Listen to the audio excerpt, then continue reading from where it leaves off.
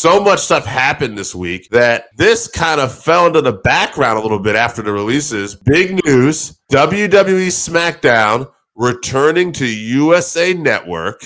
I think it's interesting. It's good in the sense we're going to have both shows, at least in the time being, on USA. But overall, with a lot of positive stuff happening with WWE, I have to say I kind of took this as somewhat of a negative because ultimately Fox was a really nice home for them. So I wasn't surprised by this because Rupert Murdoch actually lost control of Fox. Fox actually switched hands this week.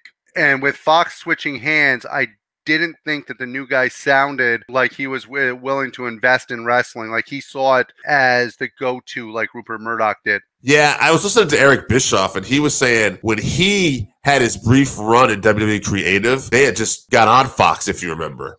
And he said he talked to a few higher-ups, not like some of the higher-ups, and he said the impression he always got was that for whatever reason, right or wrong, Fox had probably unrealistic high expectations of what WWE was going to do on there.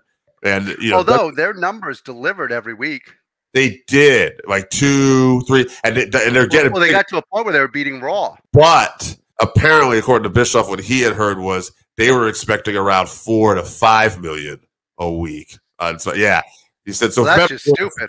Yeah, that wasn't going to probably happen, and so then it became all the money Fox was paying. You're probably not going to shell out the same amount of money. That being said, SmackDown will be coming to USA next year. I got to say, I guess the next big question will be, do you think Raw and everything will stay on there as well? Oh, I think it will. I think they'll keep everything together. I think now that Endeavors actually has the majority of it, I don't think that they're going to be quite as quick to jump stations as Vince McMahon would be. Vince McMahon was more of a chance taker, whereas I see Endeavor seems to be more methodical. I think that they like to stick the path that they go. There is talk, too, that they're going to get a couple, four or five primetime specials on NBC with this deal, too. Yeah, I'd love to see a Saturday night's main event. In case you guys are wondering what I'm holding up, this is actually Dubby's shaker. If you want a cool shaker and you want a great product, this shaker right here will actually make your Dubby so smooth. Because let's face it, brother, sometimes when you got to face that big stinky giant and you know it comes crashing down in the neighborhood, you got to pick it up. And Dubby will do that for you. So make sure you go to the Dubby website, put in fans working as your promo. You'll save 10%. You'll get not just great energy, but you'll also get it jitter-free.